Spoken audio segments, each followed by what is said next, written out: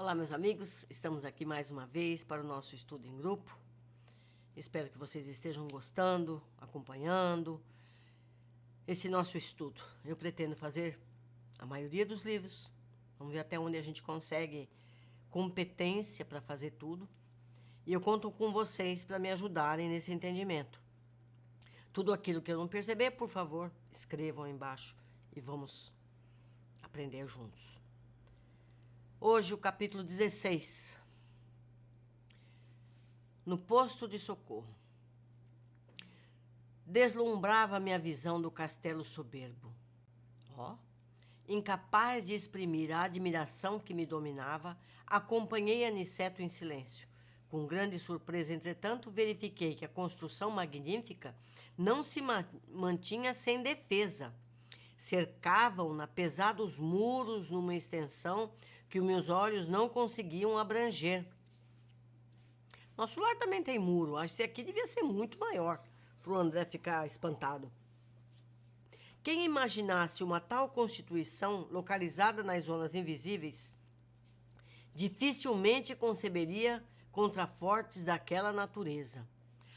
A noção de céu e inferno, fundamente arraigada na mente popular, não deixa perceber que os homens, de modo geral, não se modificam com a morte física. Como a troca de residência não significa mudança de personalidade das criaturas comuns. Espantado, notei que o nosso orientador fazia mover, quase imperceptivelmente, uma campainha disfarçada na muralha.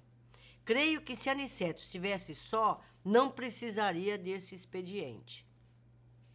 Dado o seu poder espiritual, acima de todas as resistências grosseiras, no entanto, estávamos em sua companhia, e mais uma vez quis igualar-se a nós, por fidalguia de tratamento. Ocultar a própria glória é do código do bom tom nas sociedades espirituais, nobres e santas.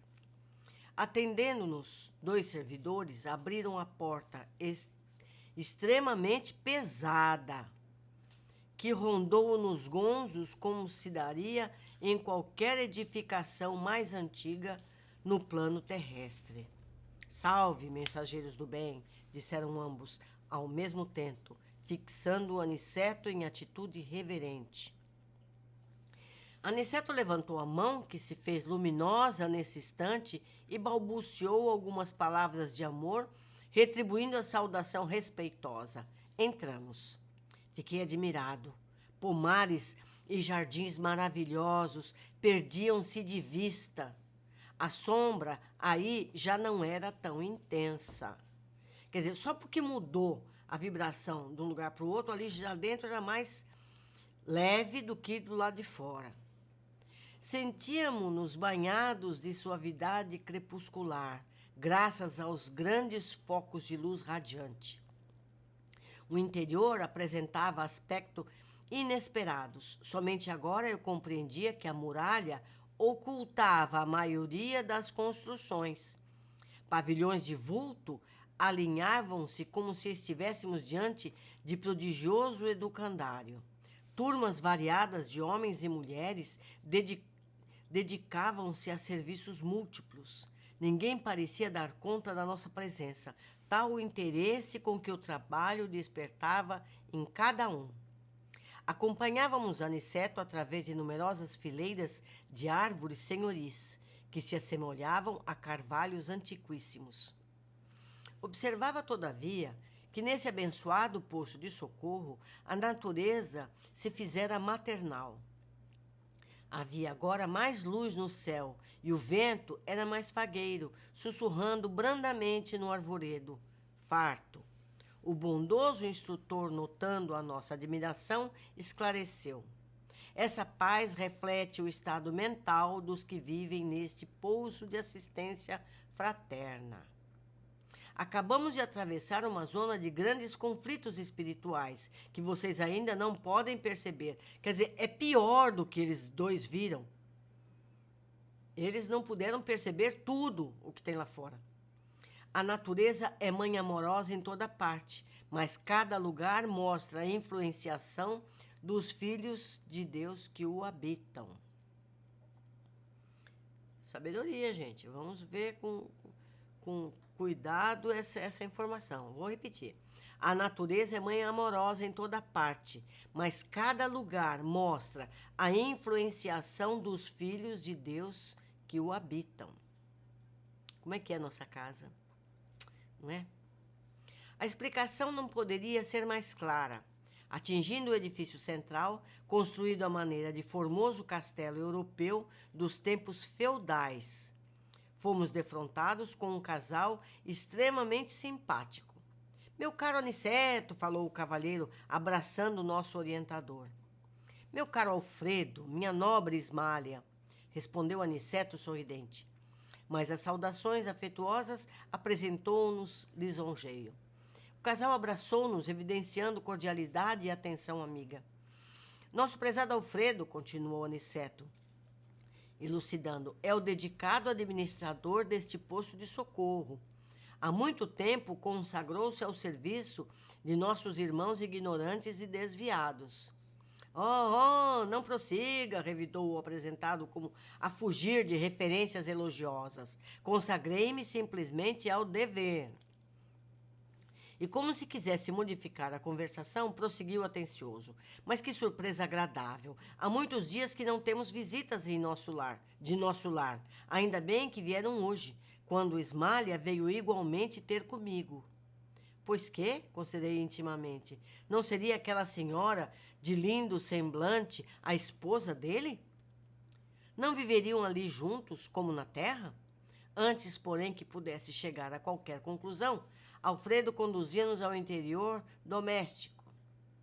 As escadas de substância idêntica ao mármore, ele não falou que é mármore, idêntica ao mármore, impressionaram-me pela transparente beleza.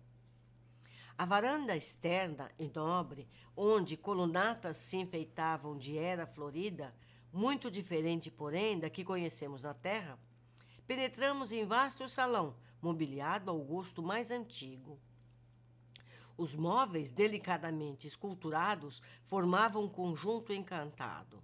Admirado, fixei as paredes de onde pendiam quadros maravilhosos. Um deles, contudo, impunha-me especial atenção. Era uma tela enorme, representando o martírio de São Dinis, o apóstolo das Gálias. Rudemente supliciado nos primeiros tempos do cristianismo, segundo meus humildes conhecimentos de história.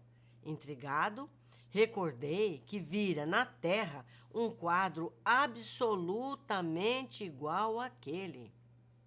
Não se tratava de um famoso trabalho de Bonnat, célebre pintor francês nos últimos tempos? A cópia do posto de socorro, todavia, era muito mais bela.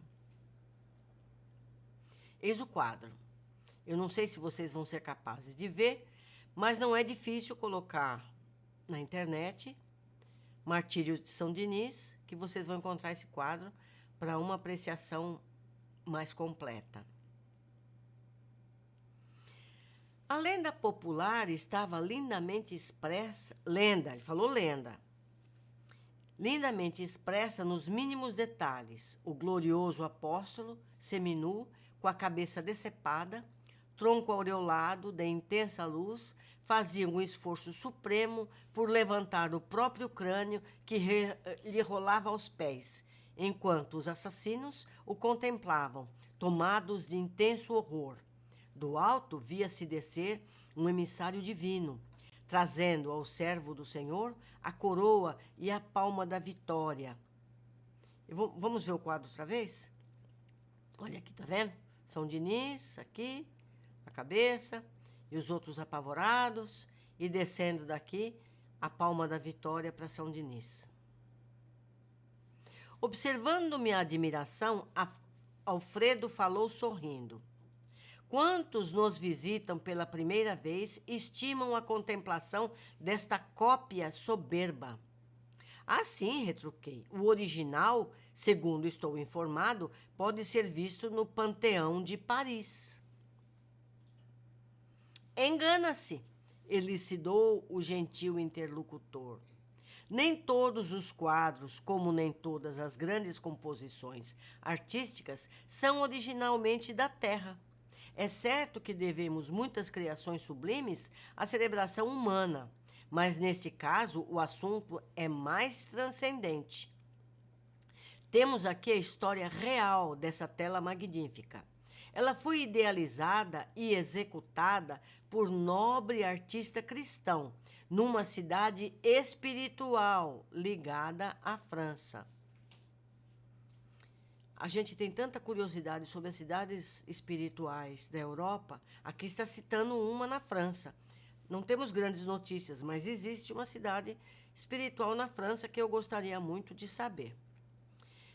Então, esse pintor é espiritual que fez esse quadro. Em fins do século passado, embora estivesse retido no círculo carnal, o grande pintor de Bayonne visitou essa colônia em noite de excelsa inspiração, que ele humanamente poderia classificar de maravilhoso sonho. Desde o minuto que ele viu a tela, Florentino Bonnat não descansou enquanto não a reproduziu palidamente em um desenho que ficou célebre no mundo inteiro. As cópias terrestres, todavia, não têm esta pureza de linhas e luzes, e nem mesmo a reprodução sob os nossos olhos tem a beleza imponente do original, que já tive a felicidade de contemplar de perto, quando organizávamos aqui no posto homenagens singelas para a honrosa visita que nos fez o grande servo do Cristo, São Diniz. Para movimentar as providências necessárias, visitei pessoalmente a cidade espiritual a que me referi. Grande espanto apousara-se no meu coração.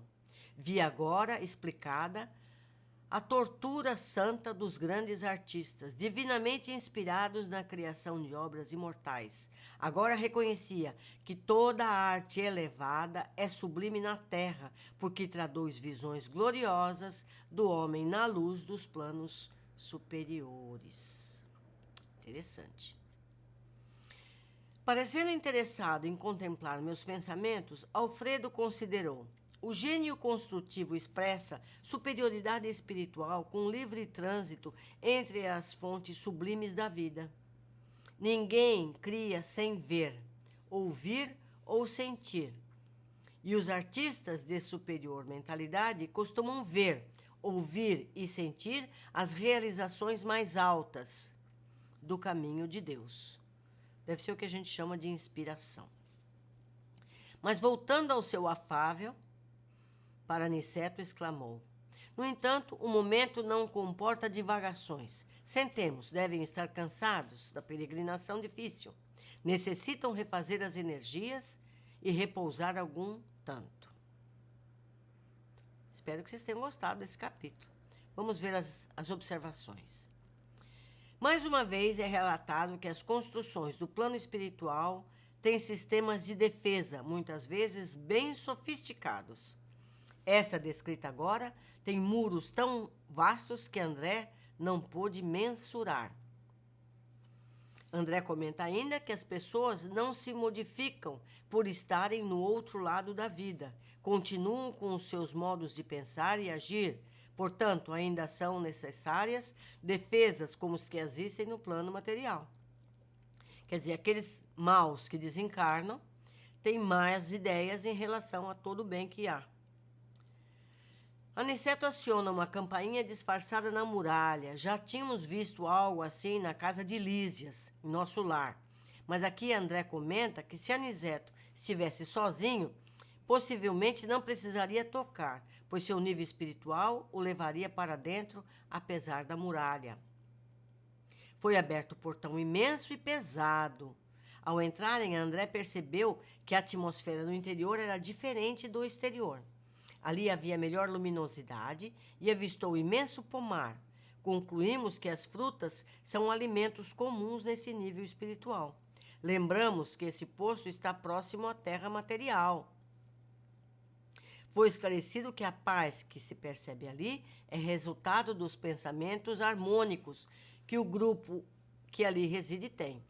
As paisagens rudes que estavam fora dos muros refletem a frequência dos que habitam naquele espaço.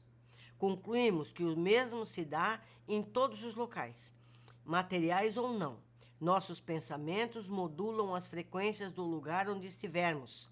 E quanto mais pessoas vibrando na mesma frequência, mais forte fica a vibração, seja positiva ou negativa. Ao entrarem na construção, André cita a escada, de material idêntico ao mármore e transparente beleza, ou seja, não era o mesmo mármore que conhecemos, mas um simulacro. Era algo semelhante, mas material, não conhecido por nós. Era transparente. Vocês já imaginaram mármore transparente? André, ao entrar na sala, nota magnífico quadro, que reconheceu logo a ser de artista conhecido. Mas logo Alfredo explica que aquela era uma cópia, assim como era uma cópia o que está no Museu na Terra. O original está em uma colônia ainda mais alta, onde esteve Florentino Bonat durante o sono e que não descansou até que realizasse em tela a imagem vista. Cita Alfredo que muitas obras de arte originais estão mesmo nos planos superiores, e artistas as conhecem durante o sono e as reproduzem como podem, como uma lembrança e materiais ainda primitivos, se comparados aos disponíveis nos planos elevados. Observamos ainda que descreveu o quadro como representação de uma lenda popular, ou seja, os fatos não eram exatamente como descrevem as narrativas sobre o martírio de São Dinis. Aprendemos bastante hoje, muita coisa mesmo. Eu sempre estou muito contente de estar aqui com vocês, vou ficar ainda mais contente se vocês comentarem aí no espaço reservado para isso, e vamos aprender juntos. Até a próxima oportunidade, estejam conosco sempre, um abraço.